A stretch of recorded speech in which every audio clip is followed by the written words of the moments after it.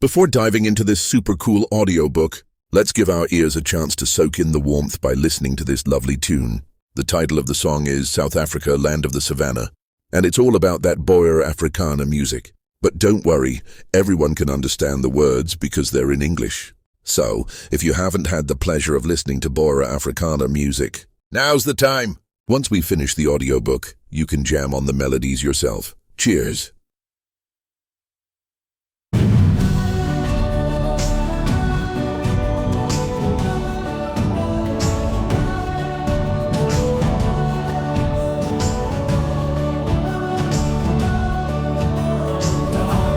South African sun, where the golden plains stretch and run, a land of beauty wild and free. The savannah sings its melody, from the rolling hills to the endless sky. The whispers of nature, oh, they fly high. Karoo's embrace a canvas so wide. In this land we take pride. South Africa, land of the savannah, with dreams that shine like the morning panorama. From the Karoo's heart to the Western Cape, every corner's a story, every moment escape. Cacti reaching for the sunlit glow, where the desert blooms and the rivers flow. Little Karoo, a jewel of the West, in this ruggedness we find our rest. The colors of dusk paint the sky, as the animals roam and the eagles fly. In the stillness of night, under stars so bright, the spirit of Karoo, it feels so right. South Africa, land of the savannah, with dreams that shine like the morning panorama.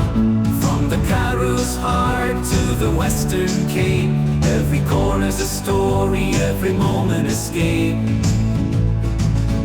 In the whispers of the winds we hear the call of ancestors who walk these lands one and all. With every step forward we honor the past. In the land of the savannah our roots hold fast. South Africa. Welcome to this audiobook. You are a South African, be it white, black, coloured, Chinese, Indian. This audiobook is for all of us. I will not be narrating the book. Elaine Pretorius will narrate the book. I am here to just give brief remarks.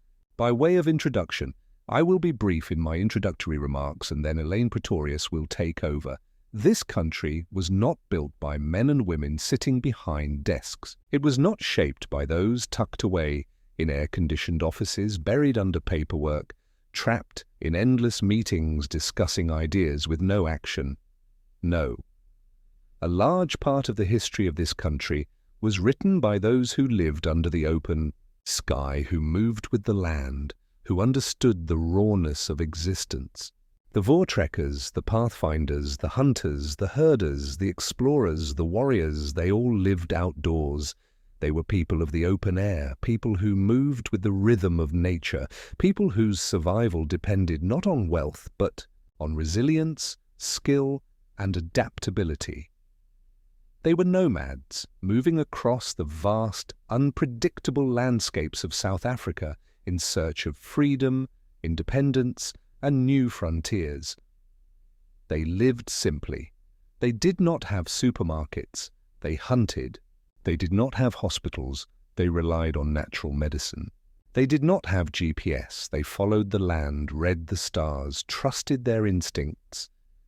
And yet, these were the people who helped shape the country. Not through luxury, not through comfort, but through sheer toughness, through the ability to endure hardship, through their connection to the land. They built nothing soft, nothing fragile. They built something real. The pathfinders and frontiersmen navigating the unknown. Before roads, before fences, before maps were neatly drawn, there were pathfinders. Men who rode on horseback through untamed wilderness, crossing mountains, rivers, deserts, charting the unknown. They were not burdened by possessions, by excessive comforts, by the weight of an artificial world. They carried what they needed and nothing more. They did not complain about the sun or the wind or the rain. They did not obsess over comfort. They accepted the reality of nature, and they thrived in it. The land did not belong to them. They belonged to the land, the indigenous people, masters of survival. Long before the Voortrekkers, before the colonists, before the fences and the borders, the land belonged to the Bushmen, the Khoisan, the Nguni tribes, the Xhosa cattle herders, the Zulu warriors, the Sotho farmers. They did not fight nature, they lived with it. The Khoisan could survive in the harshest deserts, finding water where others saw only dust.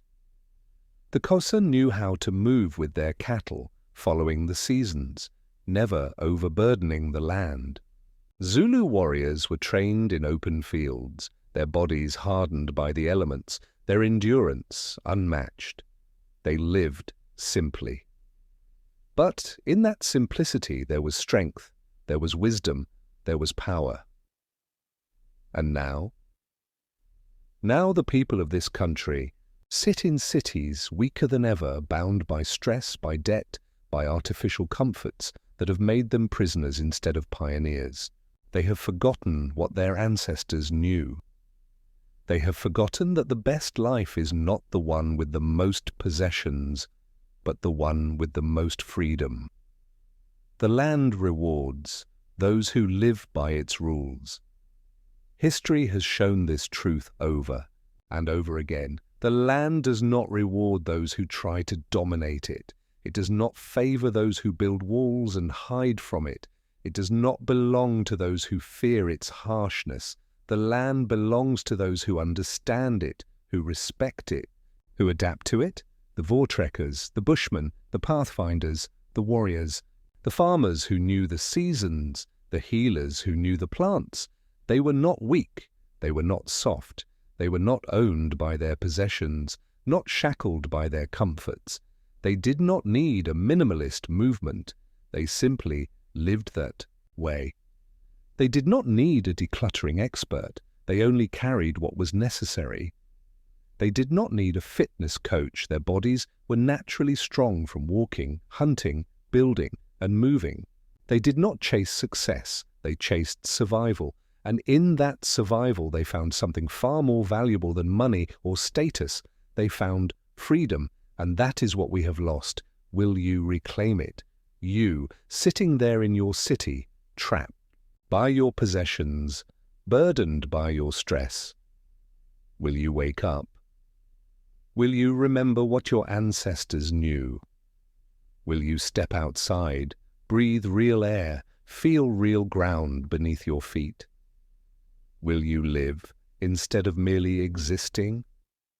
I am done with. My introduction, now Elaine Pretorius, is here to narrate the audiobook. Just hold on, John Peters! Before Elaine Pretorius can narrate this audiobook, permit me, I beg you to say a few words, a kind of message, because this message is burning me. They need release. I will be short, and then Eliane can come. You are not just in debt, you are debt. You have been defeated. Not by war, not by famine, not by a great disaster. No, you have been conquered by something far worse. Debt. You are not just in debt to our debt. Debt is not something you have, it is something you are. It has seeped into your bones, wrapped itself around your existence. You do not make decisions as a free person. You make decisions as a debtor, as a person whose every move is dictated by what you owe. Your entire life revolves around counselors, consultants, advisors all, telling you how to restructure your debt, how to manage your payments, how to avoid financial ruin. What a sorry lot you are! You are walking debt, a human-shaped IOU, a breathing, talking liability to yourself. And yet, you have the audacity to call this success. Debt has become your identity. You wake up thinking about your bills. You go to work, not for yourself, but to keep the banks from swallowing you whole. You sit in front of financial advisors who do not see you as a person, but as a repayment plan with legs. Every decision you make where to live, what to buy, what to eat, is not made by you, but by your debt. And the worst part, you defend it. You tell yourself it's normal. You convince yourself that this is just how life works. You reassure yourself that everyone has debt, that it's part of the system, part of being an adult. But let me tell you something. The Bushmen have no debt. The Vortrekkers had no debt. The Pathfinders had no debt. They lived free not because they were lucky, but because they refused to be owned by the things they owned. But you are the epitome of enslavement, not by chains, not by force, but by your own desires. You are owned. The bank owns your house. The dealership owns your car. The credit companies own your paycheck before you even earn it. And yet, you walk around as if you are somebody, as if you have achieved something, as if you are winning in life. But tell me, who is freer? The man who lives simply, with no debt, no burden, no stress. Or the one in the luxury home, driving the luxury car, wearing the luxury watch butt, drowning in payments that will never end. Your life is a rented illusion. You call it a house, but it is not yours. You call it a car, but it is not yours. You call it a life, but it is not yours. It belongs to the system that keeps you paying, keeps you working, keeps you trapped. You think you are rising, climbing, reaching new heights, but you are a giraffe with no ground to stand on, stretching your neck higher and higher, but completely immobile, unable to run when real freedom calls. You are owned, but too blind to see it. Break the chains or die in them. There is only one way out. Simplicity. You must break free from this artificial life. You must stop buying what you do not need to impress people who do not care. You must strip your life down to what truly matters: health, peace, purpose, real freedom. The people of the Karoo, the Bushmen, the nomads of old, they had nothing by your standards. No debt, no contracts, no financial stress, no fake wealth that owns them. And yet they had everything that you secretly wish you had: peace, sleep, a life free of burdens. So, what will it be? Will you wake up, or will you continue walking as debt, breathing as debt, existing as debt until one day debt is all that remains of you? You, a complete fake man. Own it up. ... Okay, I am done. Elaine, narrate. I just wanted to keep out from my chest because it was really burning me up. Over to you, Elaine. Pretorius.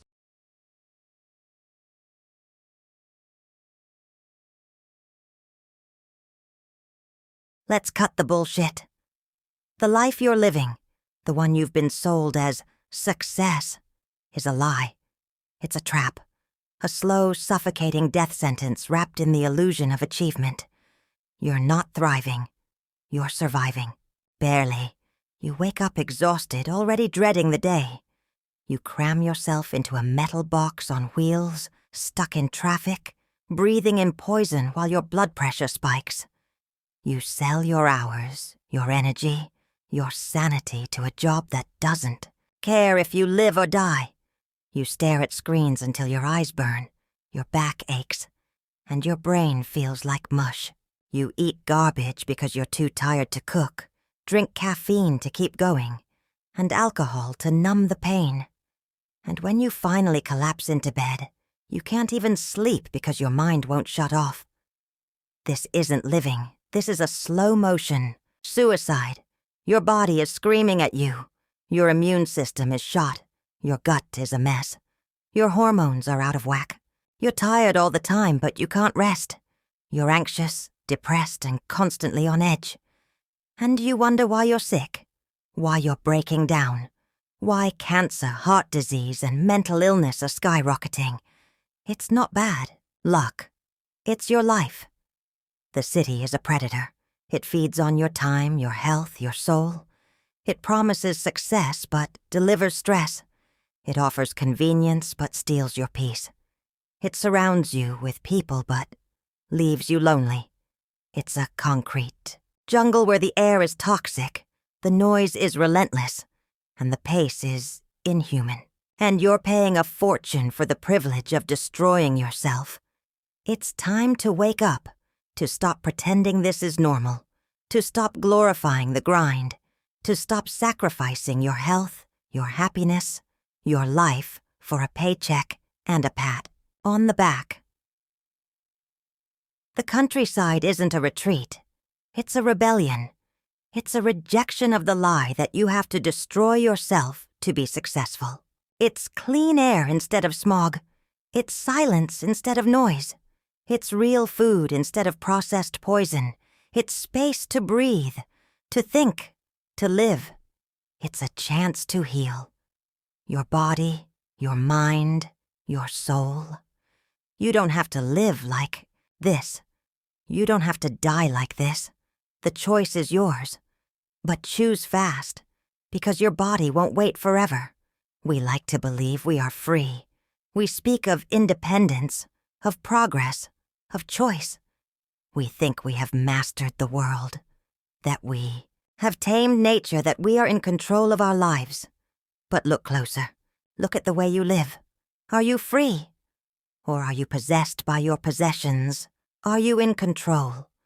Or are you chained by your job, your mortgage, your endless hunger for more? We laugh at the so-called primitive people. The bushmen, the nomads, those who have no desire for the things we kill ourselves for. We see them as backward, lacking, less than. And yet, these people sleep peacefully at night. They do not worry about the stock market or rising interest rates or whether they can afford the latest iPhone. They are not drowning in debt, not shackled to careers that eat their souls, not crushed under the weight of things they were told would make them happy. Who, then, is truly primitive? Who is truly enslaved? This sickness of possession, of believing that only what is bought and sold has value, has infected even the way we think about health. The knowledge of herbal medicine, once common sense, has been stolen from us, not because it does not work, but because it cannot be owned. Think about it. The Karoo cancer bush grows freely in the wild. It cannot be patented. It cannot be monopolized. It does not belong to a pharmaceutical company. And that is exactly why it has been ignored, dismissed, pushed aside in favor of drugs that keep you dependent. The world has taught you that more is always better. More money, more things, more achievements. You are told to chase, to acquire, to build wealth, to secure your future. And yet, at the height of this so-called success, you find yourself more trapped than ever. You bought the house, but now you are its prisoner. You built the career, but now it consumes your days, your nights, your thoughts. You filled your home with things, but now you cannot even breathe because the weight of it all is suffocating. The bushmen of the Karoo do not have these chains.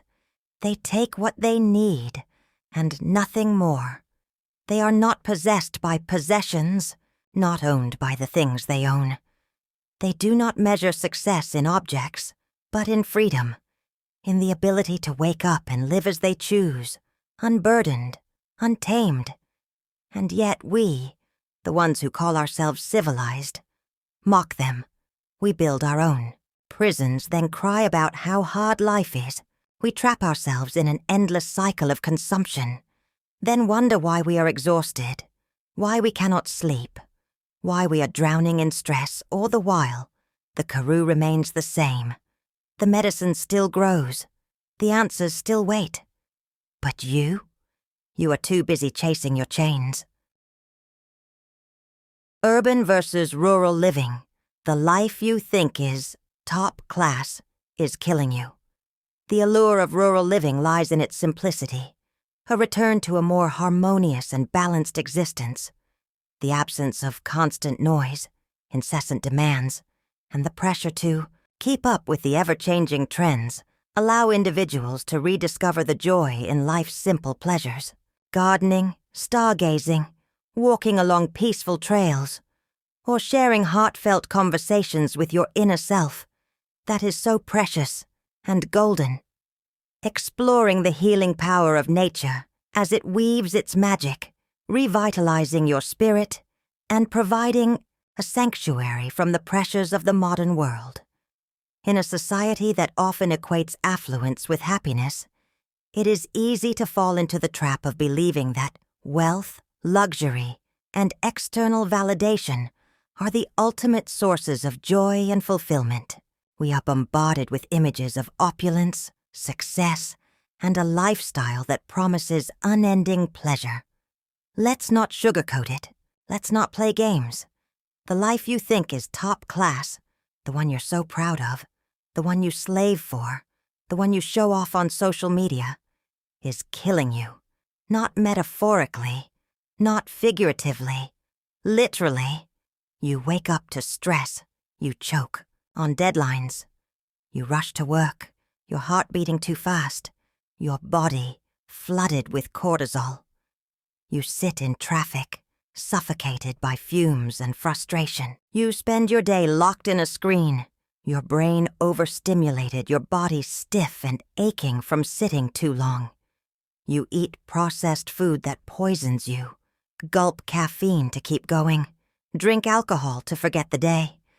And then at night, when you finally lie in your overpriced bed, wrapped in expensive sheets, surrounded by things you once thought would make you happy, you cannot even sleep.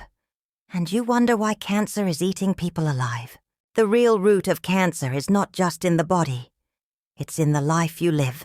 Stress, anxiety, depression, constant tension.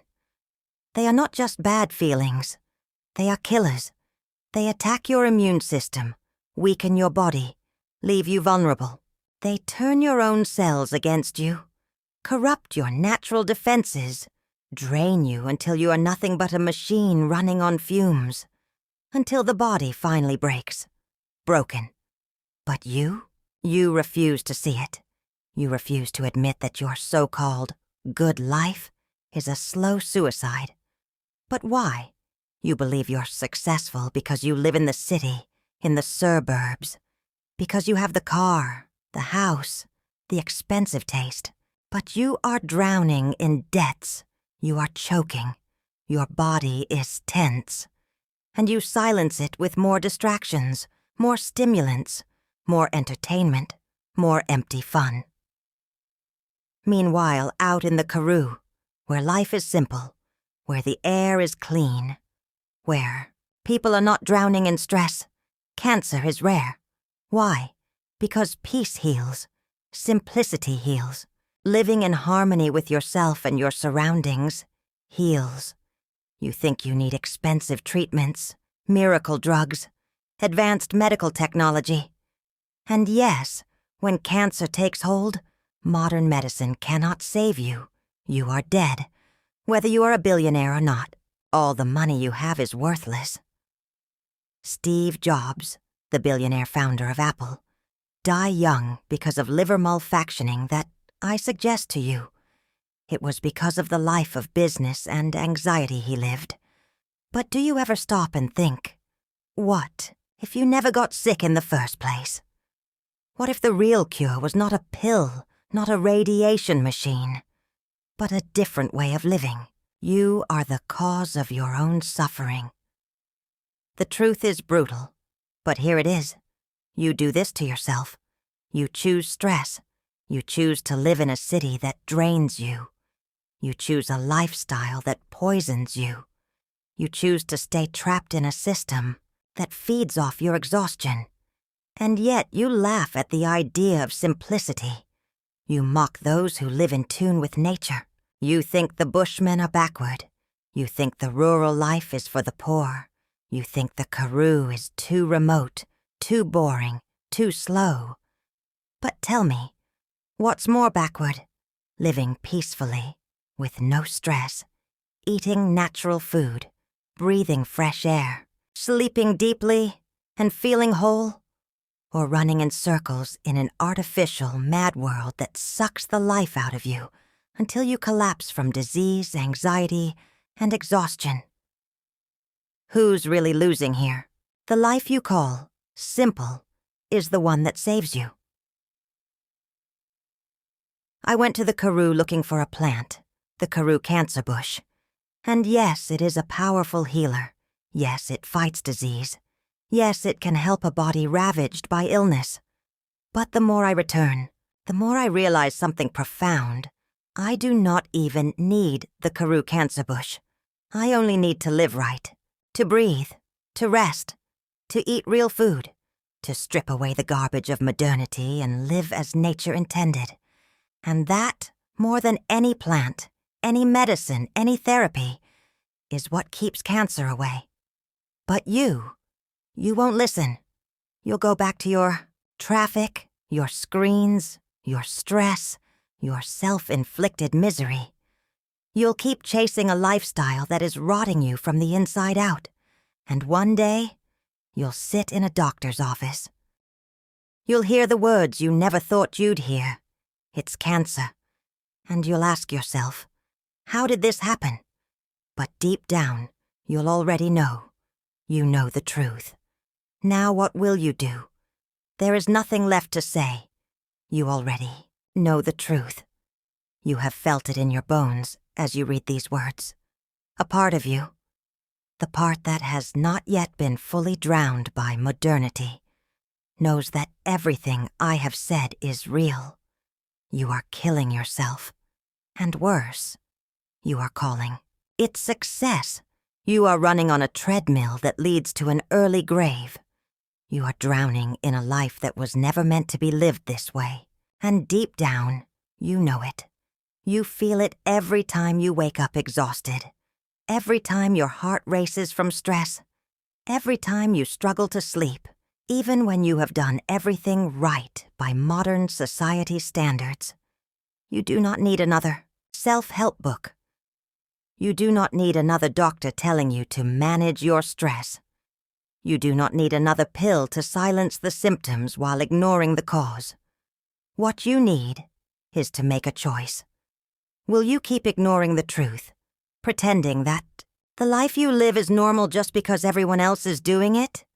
Or will you wake up? Will you strip away the nonsense, the distractions, the poison that modern life force feeds you? Will you remember what it means to be human, to breathe, to rest, to live simply, to be in harmony with yourself and the world around you? You do not need the Karoo cancer bush if you do not live a life that invites cancer in the first place. You need peace. You need simplicity.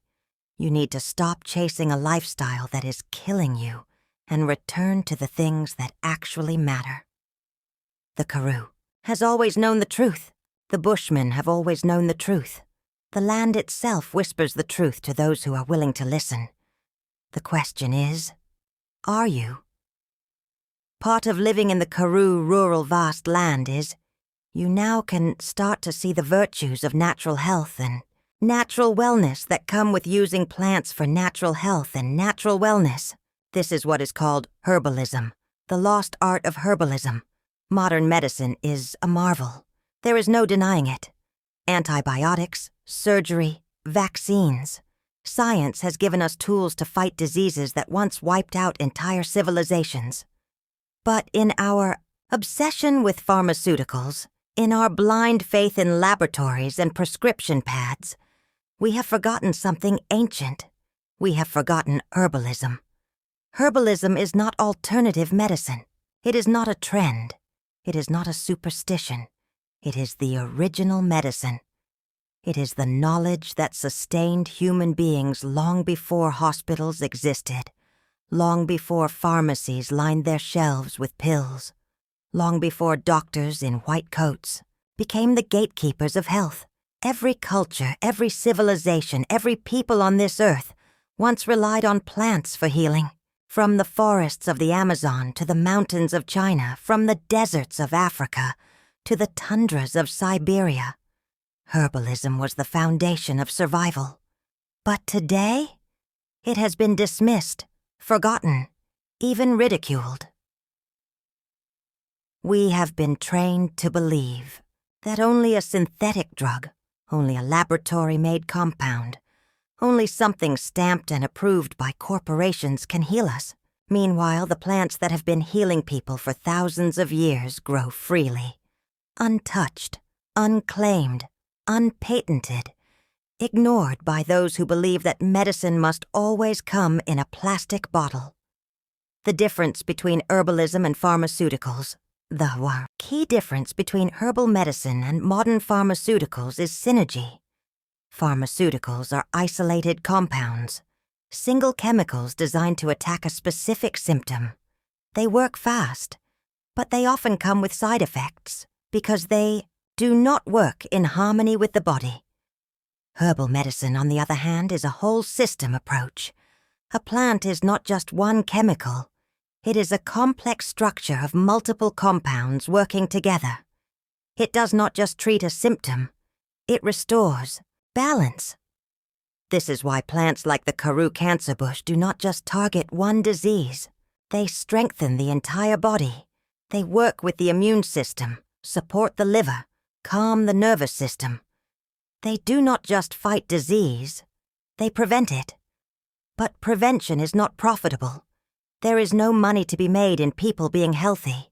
And so, herbalism has been cast aside, its wisdom ignored, its knowledge nearly erased. Herbalism is not a mystical practice. The moment you bring up herbalism, people roll their eyes. They think of hippies, of old folk remedies, of unscientific nonsense. But what they fail to realize is this. Most of modern medicine was built on herbalism. Aspirin, derived from willow bark, quinine, the malaria drug, comes from the cinchona tree. Morphine comes from the opium poppy. Digoxin, a heart medication, comes from the foxglove plant. And yet, the moment you suggest using plants directly, without a corporation packaging it for profit, suddenly people think it's unreliable. My pilgrimage to the Karoo, the vast land of healing. Visiting the Karoo is not a journey. It is not a trip or an excursion. It is a pilgrimage to know South Africa. One must know the Karoo. To understand the soul of this land, one must walk its plains, stand beneath its endless sky, and let the silence speak. And in that silence, you will find something unexpected. You will find healing. Twice a year, I leave behind the cacophony of the world, the deadlines, the screens, the constant push and pull of modern life, and I return to the Karoo, a place where the land stretches into eternity, where the sky bleeds into the earth in an unbroken horizon. The air is different there, crisp, thin, ancient. You can feel the weight of time pressing against your skin, reminding you that the world was here long before you, and will be here long after. For me, the Karoo is what Mecca is to a devout Muslim, what the Vatican is to a faithful Catholic. It is my sacred ground, my space of clarity and renewal. It is where I remember what it truly means to be alive. I stand among the desert shrubs and the stoic rocks, and I understand, perhaps better than ever, that a man should live in harmony with the universe. Stoicism, that philosophy of resilience and acceptance, was not conceived in books. It was not dreamed up in the minds of philosophers sitting in stone courtyards. It was written in the wind, in the sun-scorched soil, in the survival of the Karoo itself. Here in the heart of this vast land, I do not merely see the universe. I become part of it. The silence of the Karoo is not empty. It is full. It is the silence of the universe speaking. But my pilgrimage is not only spiritual, it is practical. The Karoo is more than just a place of reflection. It is a natural pharmacy, an ancient dispensary gifted by the earth itself. Among the thorns, the dust, the rugged terrain, there is medicine. Healing grows wild here, untamed and powerful. The ancestors knew this. The Khoisan, the indigenous custodians of this land, understood its secrets long before laboratories and synthetic pills. Of all the plants that thrive in this relentless landscape, one stands out. The Karoo cancer bush. What a name. Cancer. A word that grips the heart in terror. A word that whispers of finality, of goodbyes left unsaid, of battles fought and lost. And yet, here in the unforgiving heat of the Karoo, a plant grows that does not shrink before that name. It does not bend. It stands tall, defiant, its small orange-red flowers bursting forth like tiny suns against the dusty backdrop. The Karoo cancer bush does not just exist. It fights. This plant, this warrior has been known for generations to heal. It does not only promise relief, it delivers. Viral hepatitis, bronchitis, flu, asthma, rheumatoid arthritis, peptic ulcers, liver conditions, urinary tract infections, stress, anxiety. Ailments that weigh down the body and the spirit, all eased by the power of this one plant. And it does not stop there.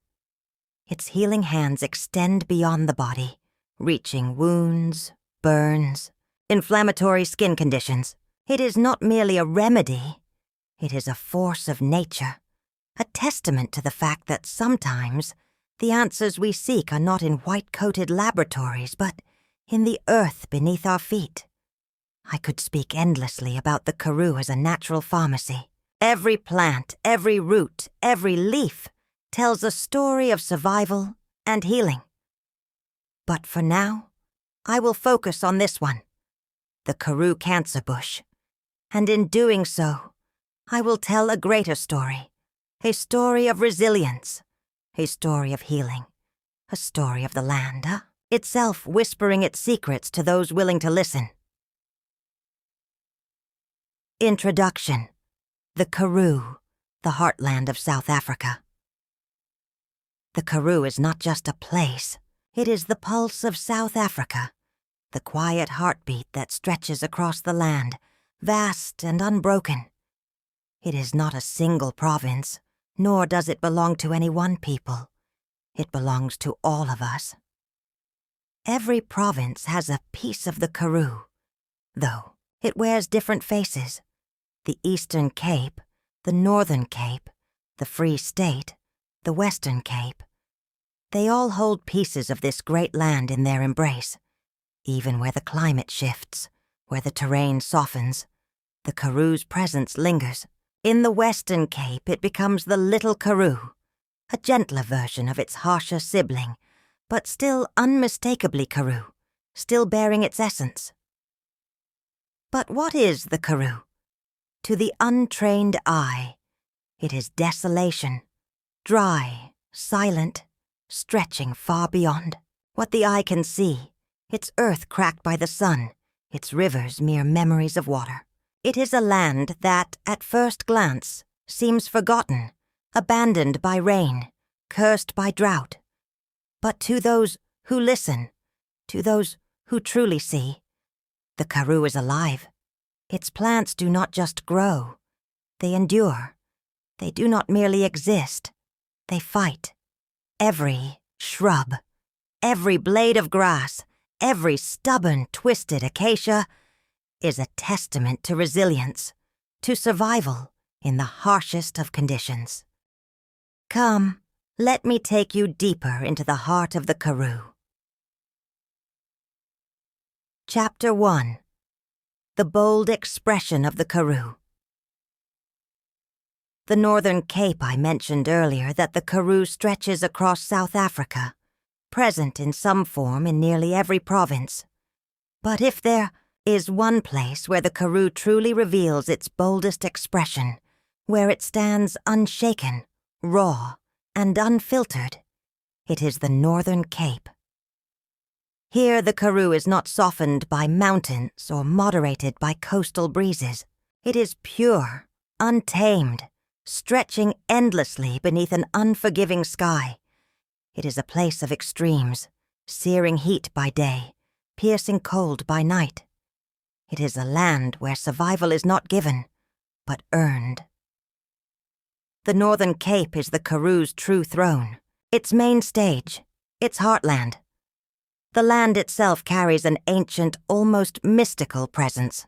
Time moves differently here, as if the very earth remembers the footsteps of the Khoisan, the early wanderers who understood its rhythm, who walked this land long before maps and borders were drawn.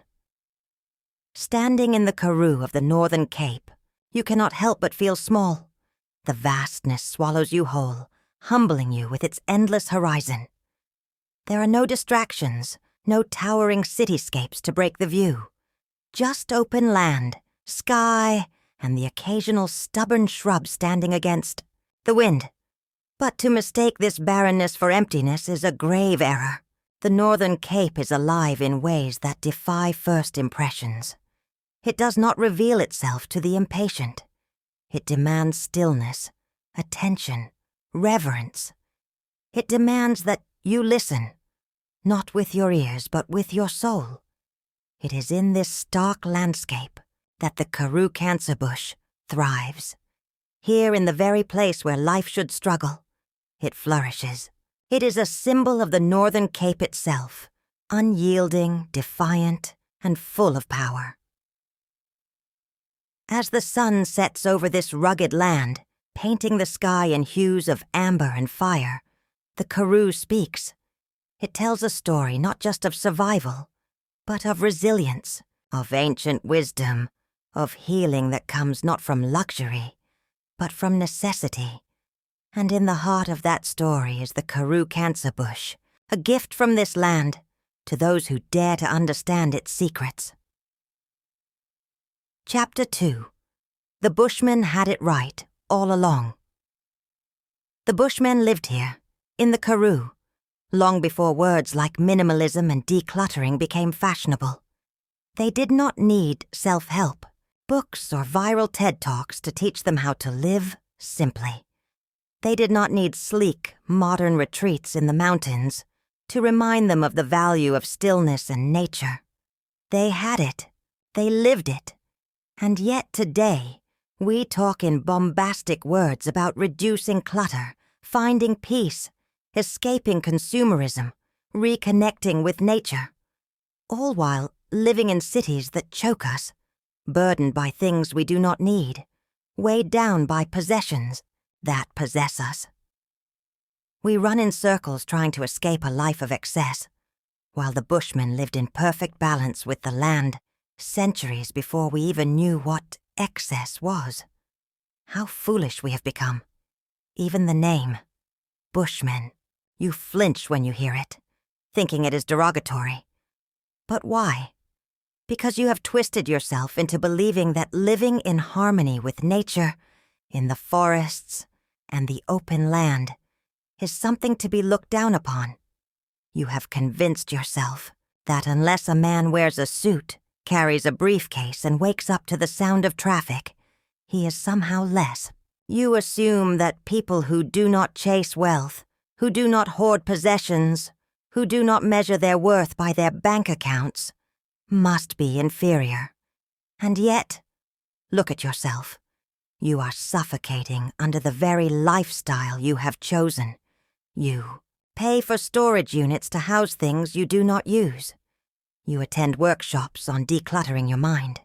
You seek escape in yoga retreats and meditation centers, all to quiet the noise of a life too full of distractions.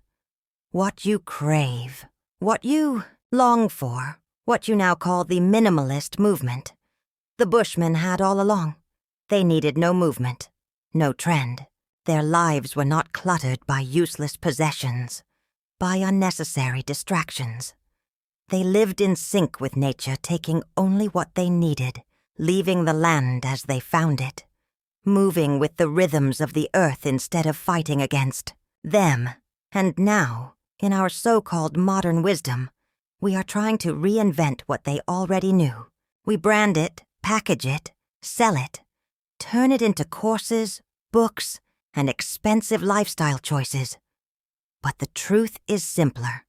They had it right from the start. The Karoo was their home, not their prison. They did not seek escape because they were already free. And perhaps if we stopped talking, stopped theorizing, stopped complicating the simple truths of life, we might learn something from them. Chapter 3. The Heart of the Matter. The Karoo Cancer Bush. Now that we have opened the book, let us step into the heart of the matter. The Karoo Cancer Bush. It stands resilient in the harshest of conditions, its small yet striking red-orange flowers blooming defiantly against the dusty, unforgiving landscape of the Karoo.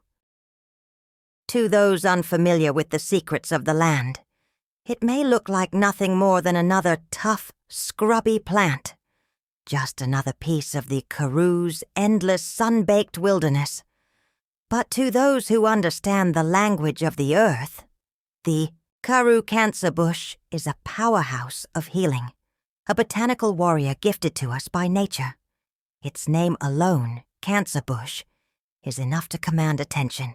Cancer, a word that evokes fear, grief, and battle. It is a disease that has become synonymous with loss, a sickness that leaves families shattered and lives forever changed. And yet, here in the Karoo, a plant grows that does not fear the word. A plant that has been used for generations to fight sickness, to restore balance, to bring the body back from the brink. The healer of the Karoo for centuries, the indigenous Khoisan people turned to the Karoo Cancer Bush as their medicine of choice. They did not have the luxury of hospitals, of pharmacies, of modern medical treatments. What they had was the land, and the land provided. They brewed the leaves into teas, chewed them for strength, and used the plant in countless remedies to combat sickness, viral hepatitis, bronchitis, flu, asthma, rheumatoid arthritis, peptic ulcers, liver conditions, urinary tract infections, stress and anxiety. This single plant carried answers for them all. It was not just a treatment for the body, but a tonic for the spirit. The Bushmen knew what we are only now beginning to rediscover, that true healing is not just about symptoms, but about balance.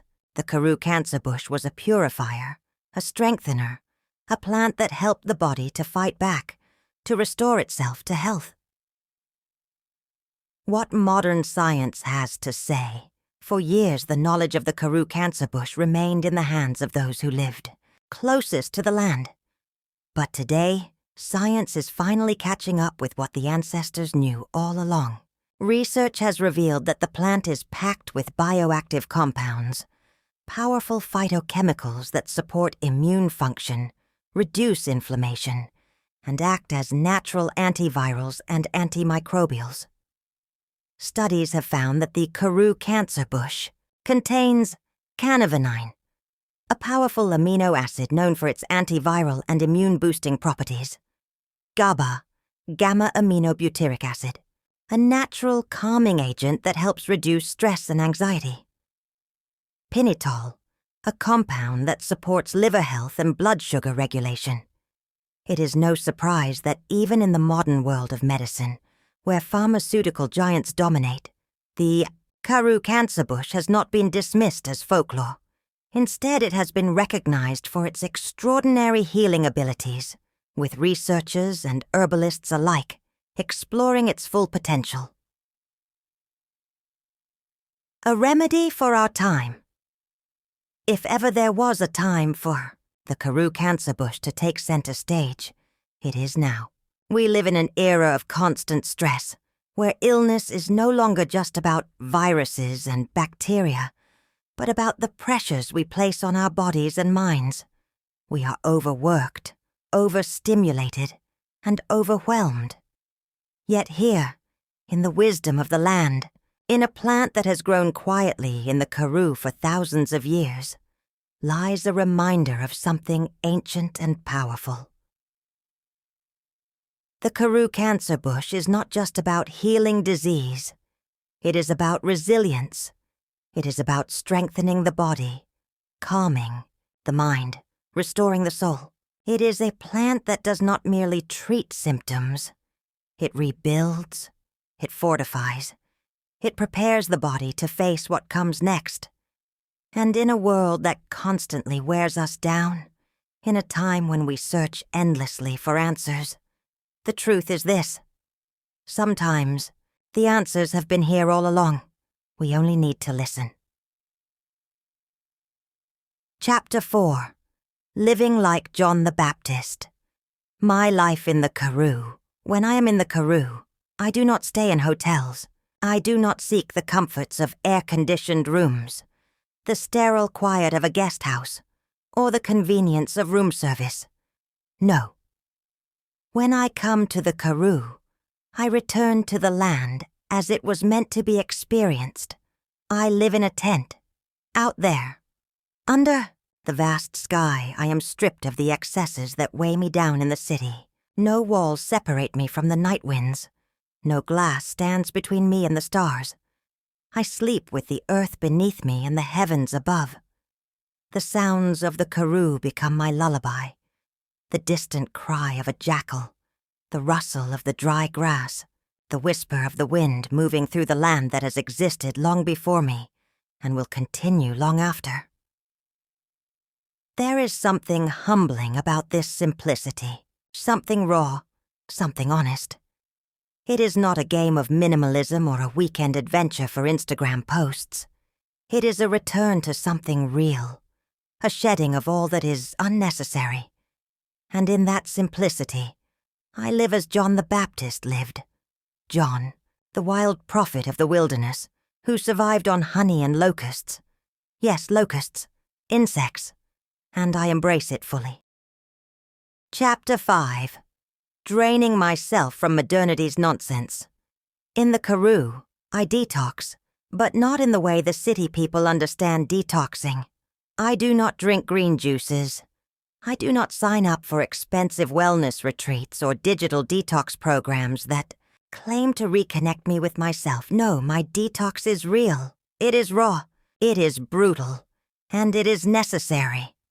I drain myself from modernity's nonsense. I rid my body and soul of the toxins that are not measured in chemicals, but in burdens. Stress, anxiety, depression, exhaustion, the endless need to keep up, the suffocating grip of schedules and deadlines, the constant noise of a world that never shuts up. The Karoo does not ask for performance. It does not require me to be anything but human. Detoxing from the pollutions of the mind-modern life is a pollutant, not just to the air and water, but to the mind.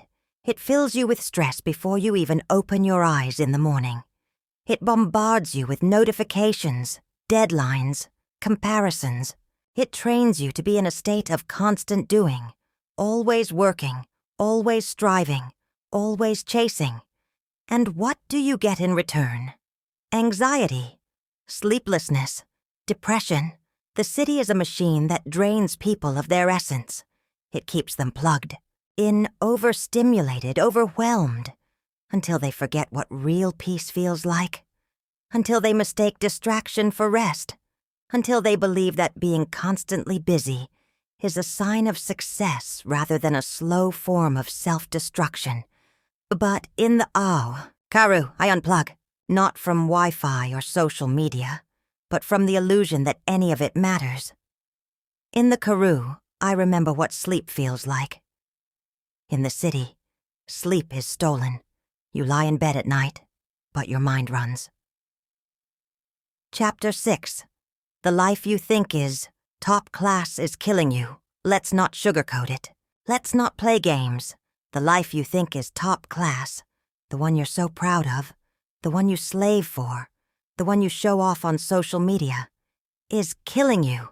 Not metaphorically, not figuratively, literally. You wake up to stress, you choke, on deadlines. You rush to work, your heart beating too fast, your body flooded with cortisol. You sit in traffic, suffocated by fumes and frustration. You spend your day locked in a screen, your brain overstimulated, your body stiff and aching from sitting too long. You eat processed food that poisons you, gulp caffeine to keep going, drink alcohol to forget the day. And then at night, when you finally lie in your overpriced bed, wrapped in expensive sheets, surrounded by things you once thought would make you happy, you cannot even sleep, and you wonder why cancer is eating people alive. The real root of cancer is not just in the body. It's in the life you live. Stress, anxiety, depression, constant tension. They are not just bad feelings. They are killers. They attack your immune system, weaken your body, leave you vulnerable. They turn your own cells against you, corrupt your natural defenses, drain you until you are nothing but a machine running on fumes, until the body finally breaks. But you refuse to see it. You refuse to admit that you're so-called good. Life is a slow suicide. You believe you're successful because you live in the city, because you have the car, the house, the expensive taste. But you are drowning in it. You are choking on it. Your body is screaming for relief, and you silence it with more distractions, more stimulants, more entertainment. Meanwhile, out in the Karoo, where life is simple, where the air is clean, where people are not drowning in stress, cancer is rare. Why?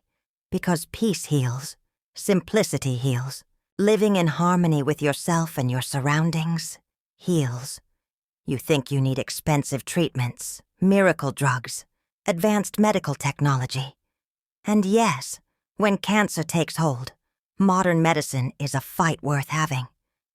But do you ever stop and think, what if you never got sick in the first place?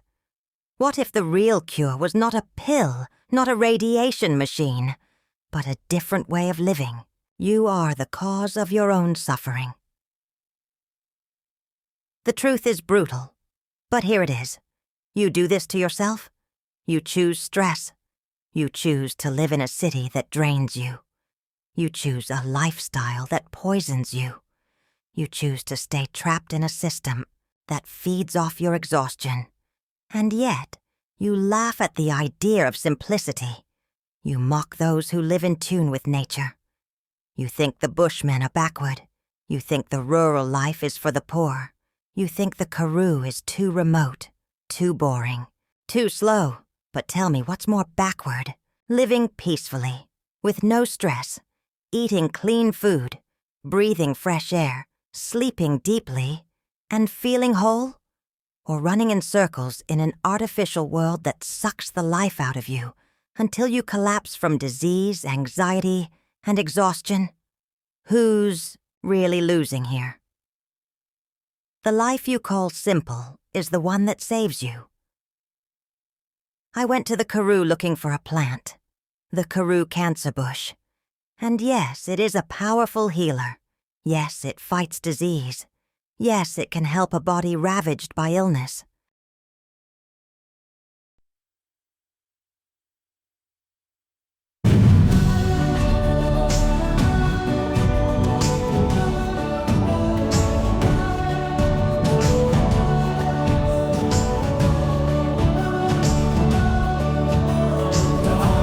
South African sun, where the golden plains stretch and run. A land of beauty, wild and free. The savannah sings its melody. From the rolling hills to the endless sky, the whispers of nature, oh, they fly high. Karoo's embrace a canvas so wide. In this land we take pride. South Africa, land of the savannah, with dreams that shine like the morning panorama. From the Karoo's Karoo's heart to the Western Cape. Every corner's a story, every moment escape. Cacti reaching for the sunlit glow, where the desert blooms and the rivers flow. Little Karoo, a jewel of the West. In this ruggedness we find our rest. The colors of dusk paint the sky, as the animals roam and the eagles fly. In the stillness of night, under stars so bright, the spirit of Karoo, it feels so right. South Africa, land of the savannah, with dreams that shine like the morning panorama. From the Karoo's heart to the Western Cape, every corner's a story, every moment escape.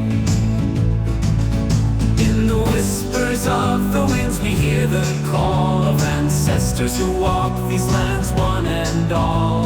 With every step forward we honor the past. In the land of the savannah our roots hold fast. South Africa, land of the savannah, with dreams that shine like the morning panorama. From the Karoo's heart to the Western Cape, every corner's a story, every moment escape. So let's sing of the beauty, the wild and true, in South Africa's heart.